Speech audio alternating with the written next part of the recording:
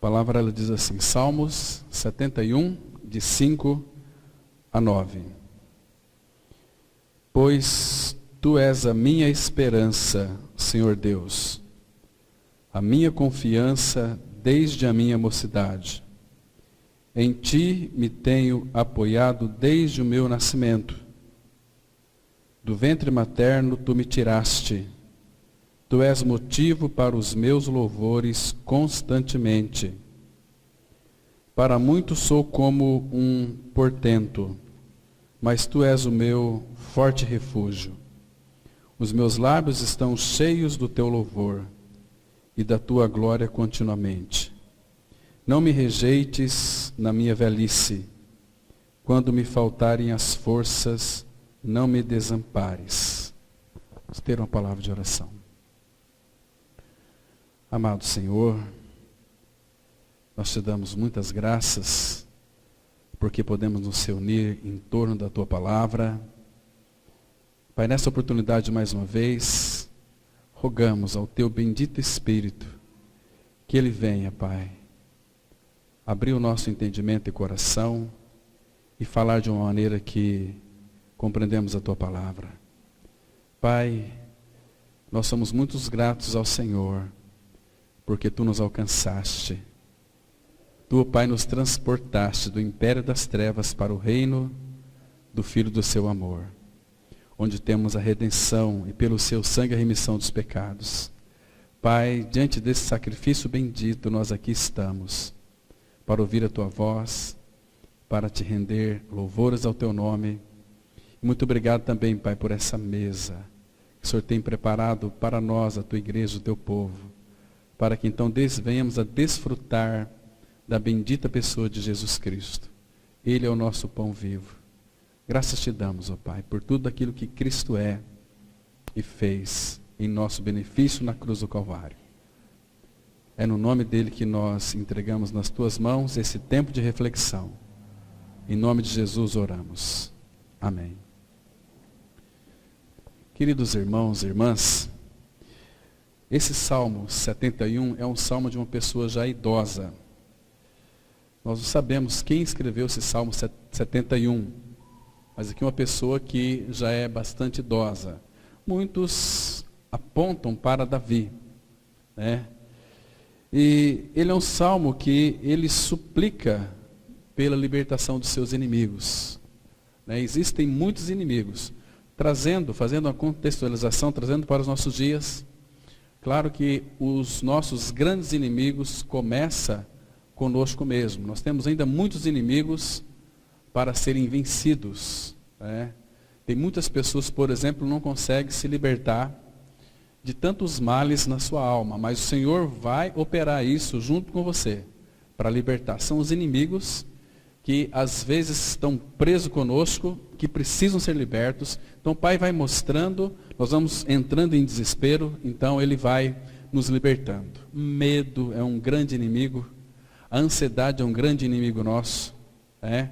A irritação um grande inimigo nosso, né? Todos nós, de alguma maneira, tem alguns inimigos, uns vícios que nós temos, que muitos têm de diversas maneiras, são os nossos grandes inimigos. Então o Senhor quer nos purificar de tudo isso, né?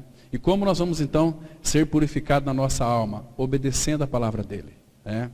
Obedecendo a palavra dEle, nós somos purificados pela própria palavra, que ela vai entrar em nós, operar em nós, e nos tornar puros aos seus olhos.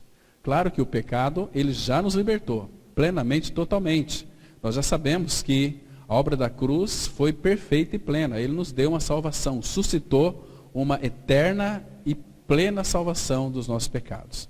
Purificou os nossos pecados. Mas o problema é que a nossa alma é uma alma muito doente. Então Ele quer sarar a nossa alma, né? Ele vai usar a cruz, vai usar a palavra, vai usar as circunstâncias, que é a sua providência, para que então nós nos tornamos puros aos olhos dEle, respondendo a Ele, né?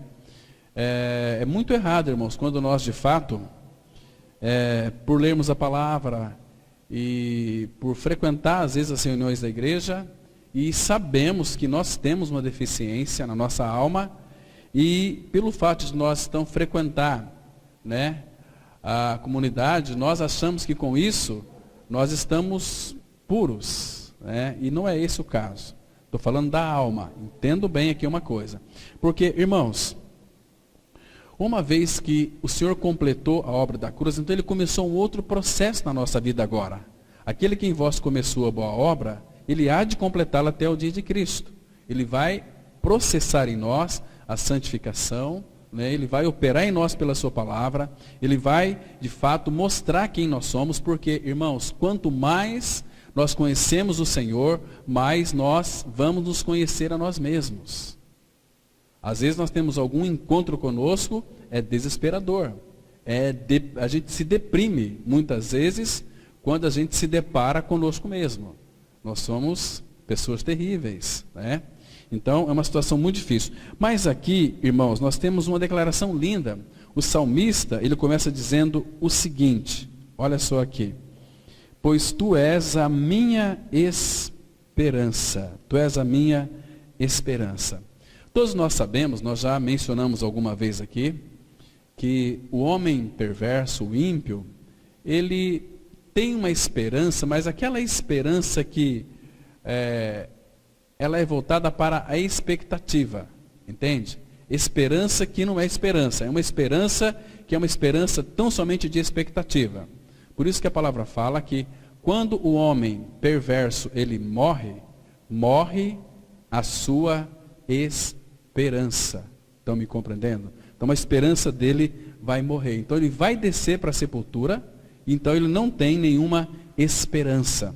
Agora, queridos irmãos, quando nós então ganhamos uma experiência com o nosso Senhor Jesus Cristo, de morte e ressurreição com Ele, nós somos habitados pelo Senhor da esperança. Nós ganhamos do Senhor porque Ele é, em realidade espiritual, uma esperança viva. Esperança viva. A palavra vai dizer o seguinte, que quando nós nascemos neste mundo, qualquer ser humano que nasce neste mundo, desenvolve, cresce, muito bem educado, então ele vai ter muitas expectativas, né? Vai ter, logicamente, um projeto, ele começa a projetar, fazer uma faculdade, ser bem-sucedido neste mundo e, de fato, pela sua luta, ele vai conquistar muitas coisas. Mas a questão é, e depois? E depois? Como fizeram aquela pergunta para aquele jovem que começou uma faculdade de medicina. Meu jovem, o que você pretende? Quais são os seus projetos? Eu pretendo me formar em medicina. Mas e depois? Bom, depois eu pretendo construir uma família, arrumar uma namorada, constituir uma família, ter bastante filhos, né? Ter minha casa e dar uma boa assistência para os meus filhos, assim como aconteceu comigo. Mas e depois? Bom, depois eu já vou ter o meu plano de aposentadoria, então eu vou estar esperando que um dia a morte venha me buscar. Mas e depois?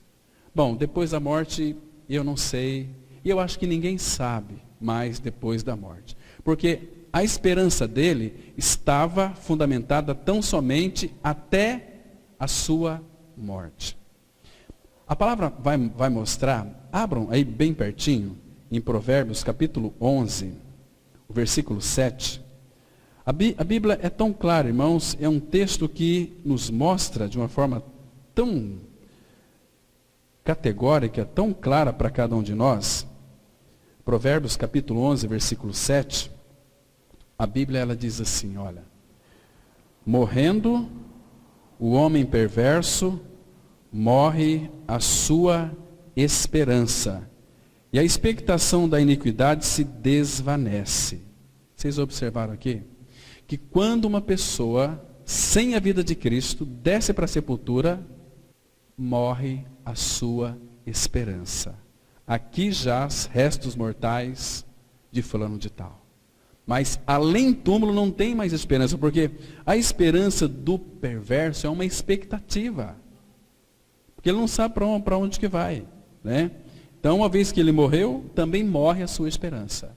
Não existe para ele vida além túmulo.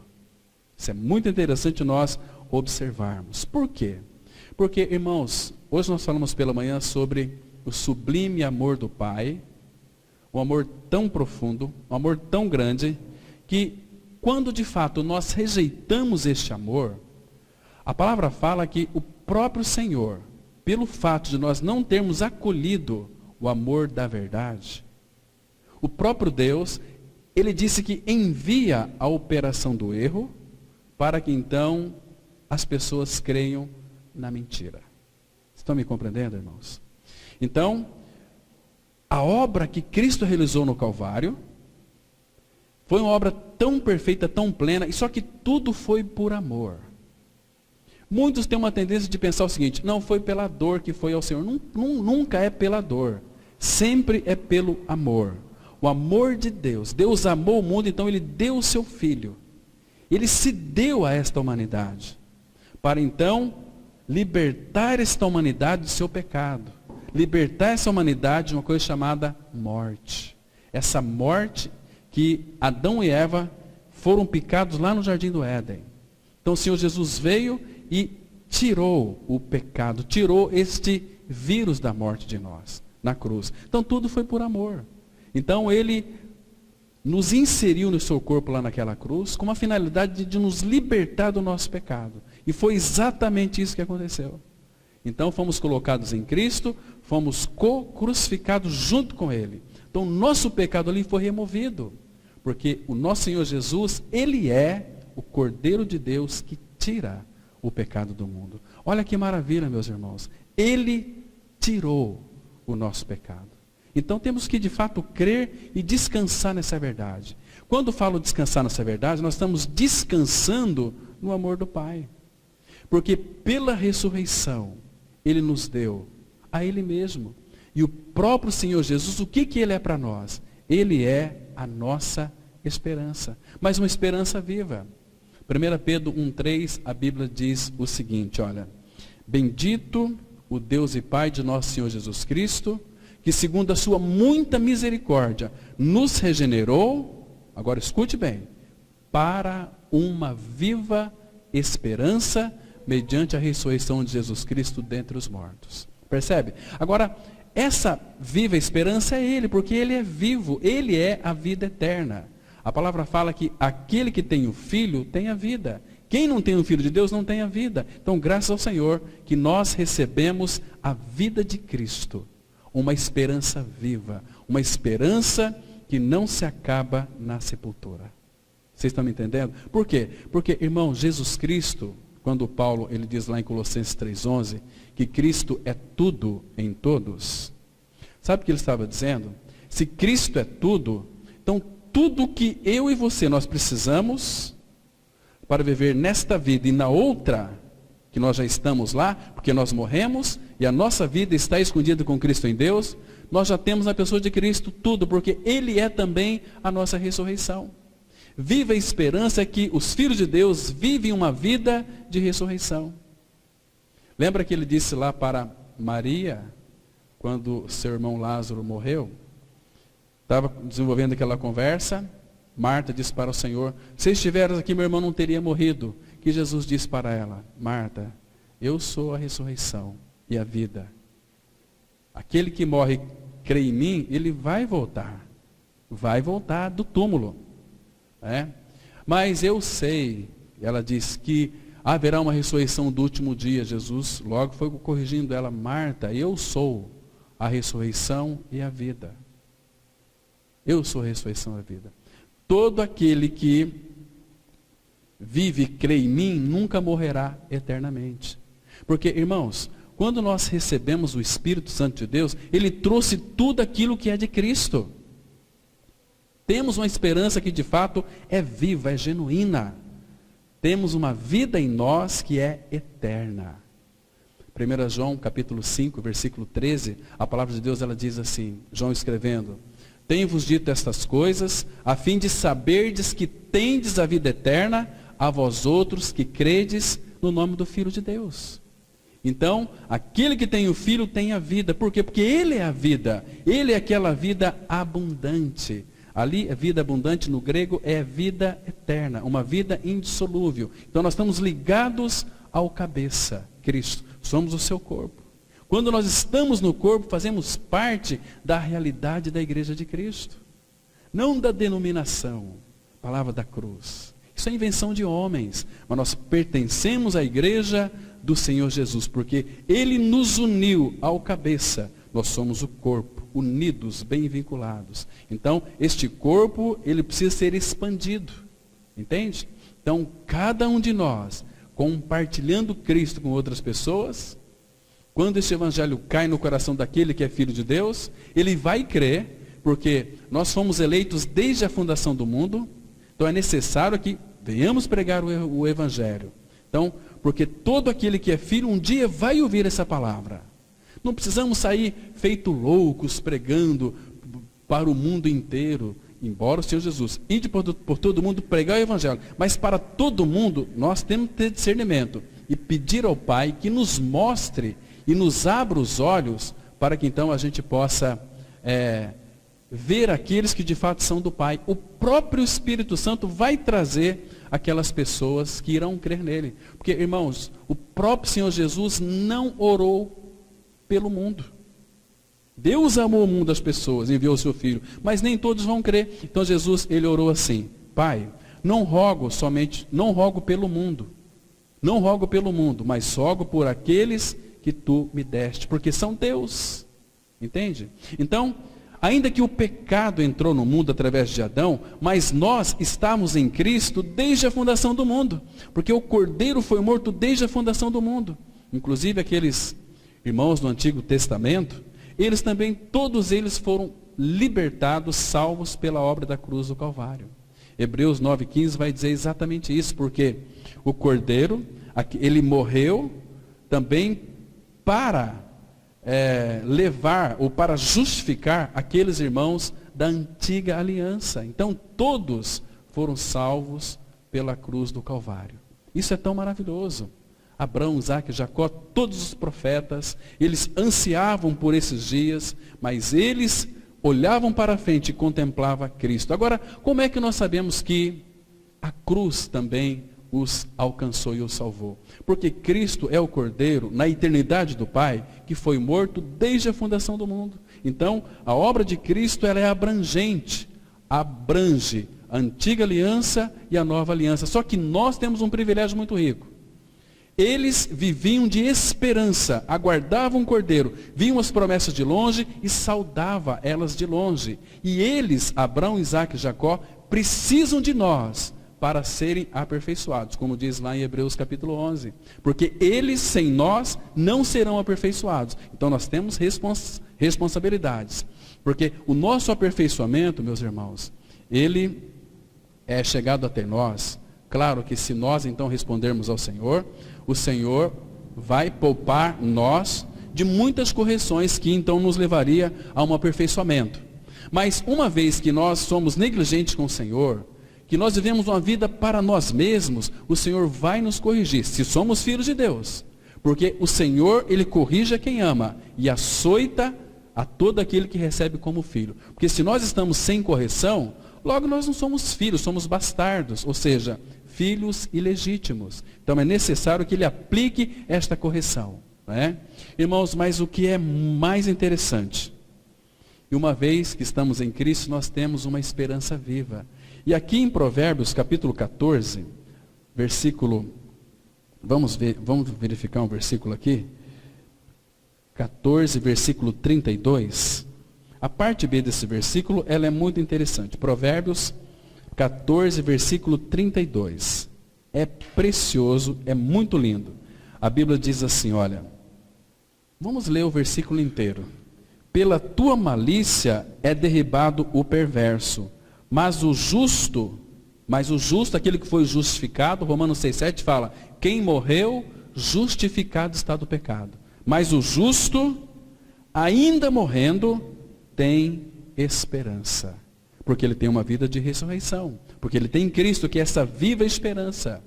O Senhor Jesus, ele orou ao Pai, dizendo o seguinte, Pai, a minha vontade é que onde eu estou, estejam também aqueles que tu me deste. Então nós estamos nele, estamos ligados a Cristo, ligados ao cabeça. Agora, irmãos, uma questão que de fato é muito triste, é saber que muitos irmãos não têm desfrutado de Cristo. Têm feito do Pai um Deus Papai Noel, pedindo coisas, pedindo coisas, mas não desfruta daquilo que ele é em essência, em realidade espiritual. Cristo é a nossa esperança. Colossenses 1:27, ele diz assim: Cristo em vós. A preposição em é dentro, Cristo dentro de vós, a esperança da glória. Cristo em vós, percebe? Porque Deus quis que nós o conhecêssemos de uma maneira experimental, em realidade espiritual. Não como crentes religiosos, não como evangélicos, mas como filhos de Deus. Porque Ele nos colocou em Cristo. E pelo fato de estarmos em Cristo, nós somos feitos uma nova criação. Uma geração de Deus, criados em Cristo Jesus, para as boas obras. E essas boas obras, Ele colocou diante de nós, para que nós andássemos nela. Foi colocado de antemão, para que nós então andássemos nela. E nós vamos fazer essas boas obras, muitas vezes não vamos nem perceber. Porque é Ele fazendo através de nós. E a glória vai toda para Ele. Isso é tão maravilhoso, meus irmãos. Isso é precioso demais. Então, queridos, Cristo, Ele é a nossa esperança viva. Uma esperança que não se acaba, nem mesmo numa sepultura. Porque nós vivemos uma vida de ressurreição. Agora, bendito aquele que é habitado pelo Senhor. Que tem o Deus Todo-Poderoso habitando no seu interior. Aquele que é tudo em todos e aquele que pode todas as coisas. Abra sua Bíblia no livro do profeta Jeremias, capítulo 17. Vamos ler aqui, irmãos, Jeremias 17, versículo 7. Porque o Senhor, Ele é a nossa esperança, Ele tem que ser também a nossa confiança. Jeremias 17, versículo 7, a palavra diz assim: Bendito, ou bem-aventurado, bendito, abençoado, o homem que confia no Senhor e cuja esperança é o Senhor. Percebe? Não apenas confia, mas Ele é a minha esperança. Esperança viva. Claro que um dia esta fé ela vai se consumar. Vocês sabem que a fé, segundo Hebreus 11:1, ali ele dá uma grande definição de fé, dizendo o seguinte: que a fé é o firme fundamento das coisas que se esperam e a convicção de fatos que não se veem. Então, a fé e a esperança, elas andam muito juntas. Fé, ela é o firme fundamento das coisas que se esperam. Então nós temos uma esperança, nós aguardamos a volta de Cristo. E a nossa esperança ela é muito concreta, porque a Bíblia diz. Porque vai haver uma esperança para o meu e para o teu futuro. Porque nós temos a esperança, Cristo dentro de nós, a esperança da glória. Aqui em Jeremias mesmos, olha o versículo 12 e 13, diz assim. Olha que lindo versículo, irmão. Trono de glória enaltecido desde o princípio é o lugar do nosso santuário. Irmãos, onde está o nosso santuário hoje? Onde é o lugar da nossa habitação? É em Cristo. Onde é o santuário de Deus hoje? Nós. Nós somos a habitação de Deus. 1 Coríntios 3,16, a palavra fala que o Espírito de Deus habita em nós. Ou não sabeis que sois santuário do Espírito de Deus, que o Espírito de Deus habita em vós? E 1 Coríntios 6,19, a palavra fala que nós somos santuário do Espírito Santo. Em Gálatas 4, versículos 6 e 7, e porque vocês são filhos, enviou Deus no nosso coração o Espírito do seu Filho que clama, Abba, Pai. Então nós somos habitados, irmão, pela Trindade Santa, Deus Pai, Deus Filho, Deus Espírito Santo. Quando nós retemos a palavra do Pai, guardamos a palavra no coração, claro que o Senhor Jesus, Ele disse em João 14, 23, quem me ama, guarda, retém a minha palavra. O que queria acontecer? E meu Pai o amará, e viremos para Ele, e faremos nele morada. Faremos, aqui a Trindade, Pai, Filho e Espírito. Queridos, já parou para pensar? Que eu e você somos habitados pelo Pai, pelo Filho e pelo Espírito Santo. Então nós não temos que ter medo de nada e nem de ninguém. A única coisa que ele pede, nós tratamos hoje pela manhã, que a lei, ela foi dada para que nós então transgredíssemos. Deus ordenou que a lei fosse cumprida, mas Deus sabia que nenhum de nós iria cumprir a lei. Percebe? Mas então quando Jesus Cristo, ele entra na nossa história, na nossa realidade, ele estabelece um novo mandamento. Novo mandamento vos dou, que vos ameis uns aos outros, assim como eu vos amei. Nisto conhecerão todos que sois meus discípulos, se tiverdes amor uns pelos outros. Então, qual é o cumprimento da lei, segundo Romanos 13, 8 e 10? Aquele que ama ao pai e ao seu irmão, cumpriu toda a lei. Agora, uma pergunta que temos que fazer. Nós amamos ao pai? Nós amamos a Deus? Porque Paulo fala, se alguém não ama o Senhor, seja maldito. 1 Coríntios 16, verso 22. Se alguém não ama a Cristo, seja anátema. Temos que consultar o nosso coração. Quem é o amado da minha alma?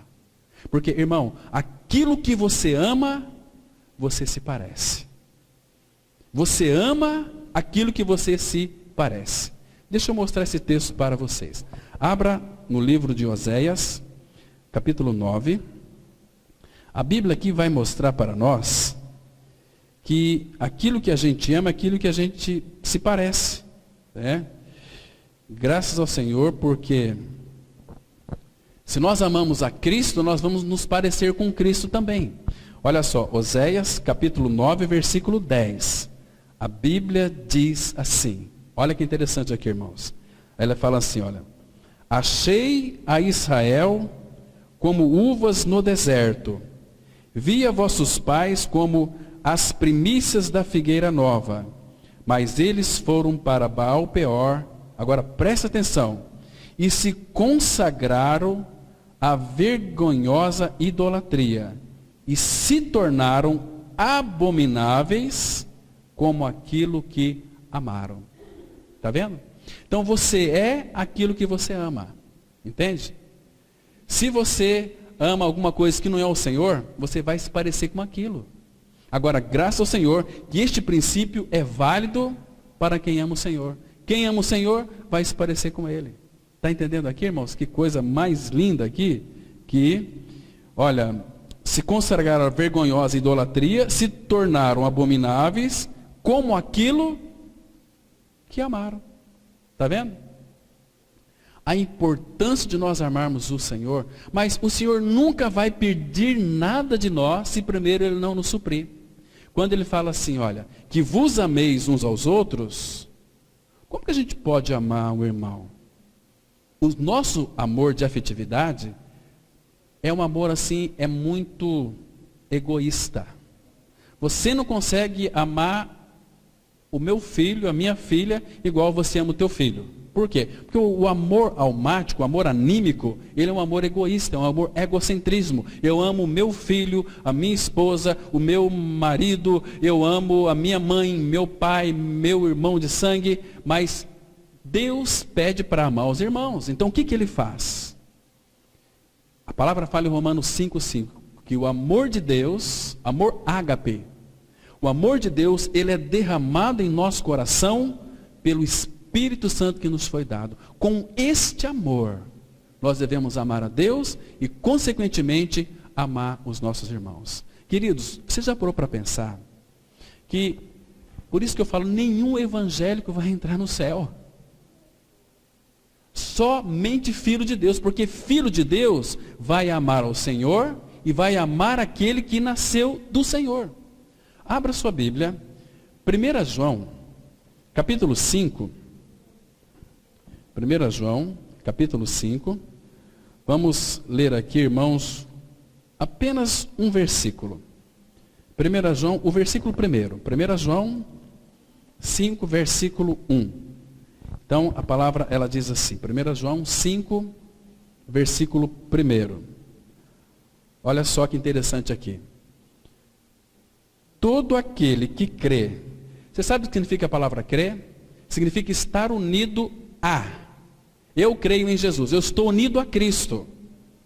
Tem muitas pessoas que falam, eu creio em Deus, eu creio isso, mas nem sabe o que é crer. Crer é estar unido. Então, todo aquele que crê, que Jesus é o Cristo, é nascido de Deus. Agora, presta atenção. E todo aquele que ama ao que o gerou, também ama ao que dele é nascido. Então, eu tenho que amar aquele que me gerou, consequentemente, eu tenho que amar aqueles que é nascido de Deus, porque são meus irmãos. Hoje eu faço parte da família de Deus. Então, quem é a família de Deus?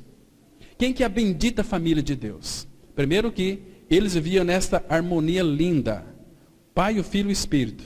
É uma família, é uma comunidade, é a Trindade Santa. Mas o Pai, a vontade do Pai era ter uma família com muitos filhos. Então ele mandou o Filho dele para que esse grão de trigo caindo na terra morresse, pudesse produzir muitos frutos. Família de Deus. Né? Através da pessoa de Cristo, é o justo que morreu pelos injustos para nos conduzir a Deus, ao Pai. Entende? Então, se nós estamos em Cristo, nós somos novas criaturas, filhos de Deus. Então nós somos hoje famílias de Deus. Não somos mais peregrinos, não somos mais evangélicos, não somos mais católicos, não somos mais crentes mequetrefe, porque o que tem hoje é crente mequetrefe, que não tem nada de Cristo. Nada de Cristo. Entende? Como é que vai amar se não tem do amor de Deus no seu coração? Como é que vai perdoar? Não tem vida de Cristo. É um cristianismo que imita muito o cristianismo, mas é tudo sem vida. As pessoas vão para os templos evangélicos, elas leem a Bíblia, elas oram, faz jejum, sobe monte, desce monte, uma série de acessórios que é aplicado dentro do cristianismo.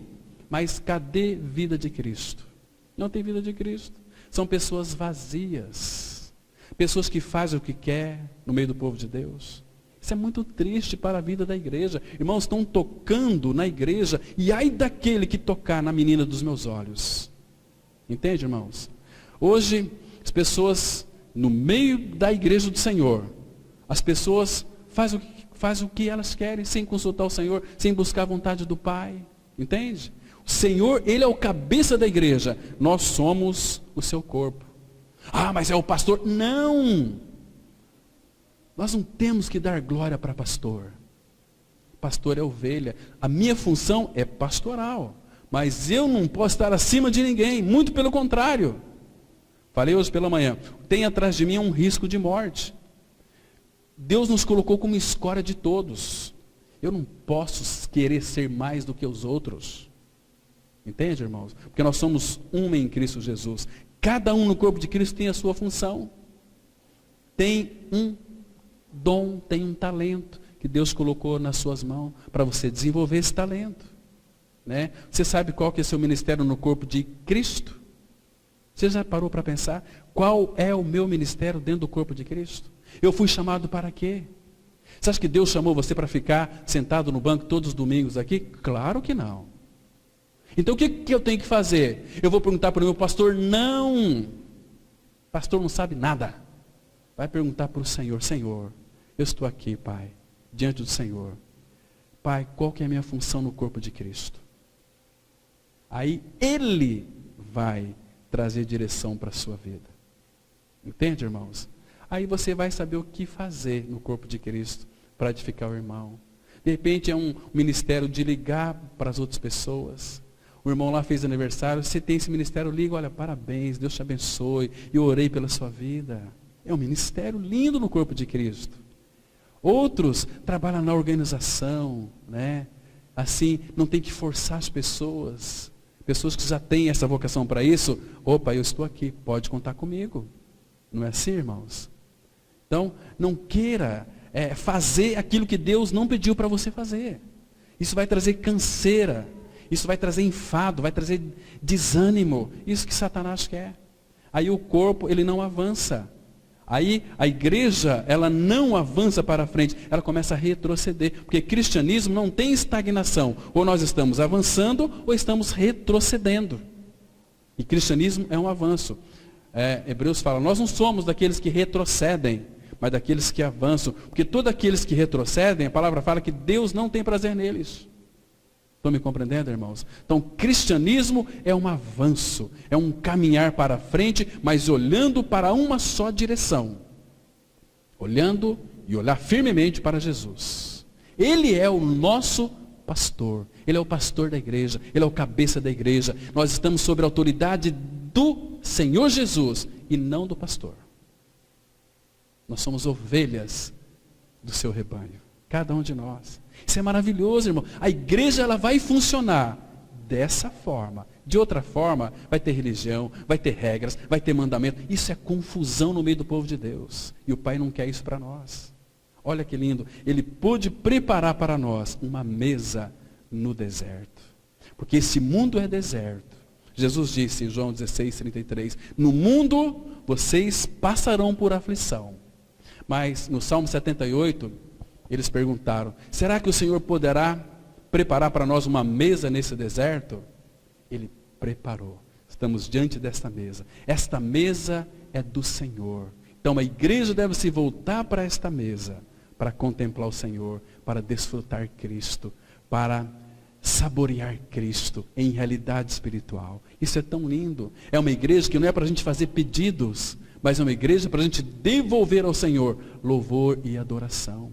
Então, quem são os homens e as mulheres que poderão participar desta mesa? Todos aqueles que creram em Cristo, que foram identificados na sua morte e ressurreição, são convidados pelo Senhor para participar dessa mesa.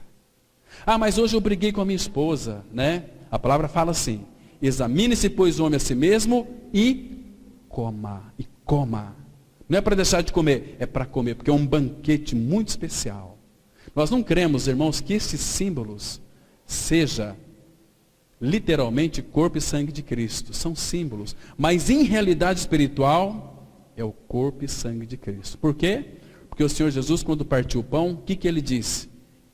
Isto é o meu corpo que é dado por vós. Comei dele todos. Do mesmo modo, pegou o cálice e disse, este é meu sangue que é derramado em favor de muitos. Bebei dele todos. E todos participaram, desfrutaram de Cristo. Irmãos, a mesa é algo tão sublime. É algo que nós podemos aqui derramar nossa vida e o nosso coração em louvor e adoração diante do nosso Pai Celestial. Que preciosa essa mesa. E Ele preparou para a igreja neste deserto. Irmãos, quando o Senhor olha para a sua igreja, será que o Pai consegue enxergar em nós defeitos? Quantos defeitos Ele vê na sua igreja? Sabe por que a gente consegue enxergar defeitos dos nossos irmãos? Porque nós não amamos os irmãos. Quando eu comecei a namorar minha esposa, eu não enxerguei nenhum defeito nela. E uma dica aqui para vocês mulheres.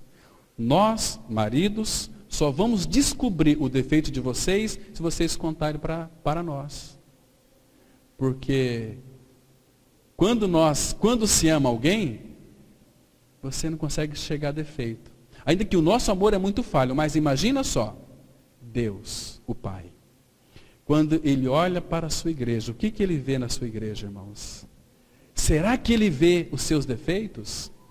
Quantos defeitos o Pai vê na sua igreja? Lembra de Jacó?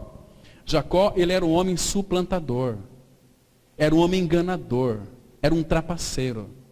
Mas então quando ele creu no Senhor, quantos pecados Deus viu em Jacó? Abra sua Bíblia em Números, capítulo 23. Vamos ver se Deus então enxergou algum pecado em Jacó. Números, capítulo 23, versículo 21. Primeiro, quero ler o 9 aqui, irmãos, para a gente ver alguns detalhes fundamentais. Olha só. Números 23, versículo 9. Quando então Balaque assalariou Balaão para amaldiçoar o povo de Israel. Então, olha o que Balaão viu aqui. 23, 9. Pois do cimo das penhas vejo Israel, e dos outeiros o contemplo. Eis que é povo que habita só. O que é a igreja, irmãos? É um povo que habita só. E ele continua. E não será reputado, ou não será contado entre as nações. Irmãos, glória a Deus. A igreja, ela nunca será reputada. Ela nunca será contada entre as nações. A igreja do Senhor, o povo de Deus. Né? E agora, olha o versículo 21. A palavra fala assim: não viu iniquidade em Jacó, nem contemplou desventura em Israel. O Senhor, seu Deus, está com ele, no meio dele se ouvem aclamações ao seu rei. Por que, irmãos, que Deus não viu iniquidade em Jacó? Primeiro que Deus o contemplava através do sacrifício do filho, que foi morto desde a fundação do mundo. Então, ele mesmo disse para Pedro, lá em Atos, quando aqueles lençol, 4 pontas, baixou e Pedro viu muitos répteis, quadrúpedes, e Deus disse assim: Pedro, mata e come. Senhor, não, Senhor. Na minha boca nunca entrou coisa comum ou impura. E o que Deus disse para Pedro? Pedro, nunca consideres imundo aquilo que Deus purificou. Irmãos, nós sabemos que somos cheios de defeitos. Mas quando o Pai nos contempla, Ele não consegue enxergar defeito em nós. Abra sua Bíblia em Cântico, capítulo 4, versículo 7. Cantares 4, versículo 7. Uma figura linda aqui da igreja do Senhor, Salomão e Sulamita, porque essa voz aqui é de Salomão, diz assim a palavra. Olha só que lindo. Cântico, capítulo 4, versículo 7. Essa voz aqui, irmãos, figurativamente falando, é a voz de Cristo. Literalmente a voz de Salomão para com a Sulamita. Salomão aqui, ele é um tipo de Cristo. Sulamita, ela é uma figura da igreja. Então Salomão diz para a igreja, para a Sulamita, que é nós, a sua igreja. É como que se o próprio Cristo falando para nós: Tu és toda formosa, querida minha, e em ti não há defeito. Está vendo? Ele não consegue enxergar defeito na sua igreja. Por quê? Porque o amor cobre multidão de defeitos. Cobre multidão de pecados. Mais um texto. Efésios capítulo 5. Efésios capítulo 5. Vamos ler aqui a partir do versículo 26. Efésios capítulo 5. A partir do versículo 26. Olha que lindo texto temos aqui, irmãos. Efésios 5, 26 e 27. A palavra de Deus diz assim, olha: para que a santificasse, tendo-a purificado por meio da lavagem de água pela palavra. Agora, presta atenção agora. Para apresentar a si mesmo igreja gloriosa. A igreja, ela é linda, ela é gloriosa. Por quê? Porque o glorioso habita dentro de nós. A igreja gloriosa. Esse é o sentido aqui. Para apresentar a si mesmo igreja gloriosa, sem mácula. Irmãos, quantos pecados você já cometeu? Mas quando você crê naquele sacrifício bendito de Cristo na cruz, Deus não vê nenhuma mancha em você. Porque Ele lhe purificou plenamente e totalmente, né? Nem ruga. Essa ruga aqui é o tempo perdido com outras coisas que não foi o Senhor. Queria a ruga e nós não aprendemos nada, né? Nem ruga, nem coisa semelhante, porém santa. A igreja é santa, irmãos. Nós não somos evangélicos, somos santos em Cristo. Santos, porém santa, e com quantos defeitos? Sem defeito. Esta é a opinião do Pai para com a sua igreja. Está entendendo? Então, irmãos, esta mesa fala de tudo isso. Essa mesa vai expressar tudo aquilo que Cristo é e fez pela igreja. A igreja, Cristo a tornou gloriosa, sem mácula, sem mancha, santa e sem defeito. Essa é a igreja do ponto de vista do Pai. Agora, do ponto de vista nosso, ela tem muito defeito, mas o Pai não vê defeito. Irmão, se nós considerássemos isso e olhássemos a igreja sobre a ótica do Pai, como nós seríamos felizes.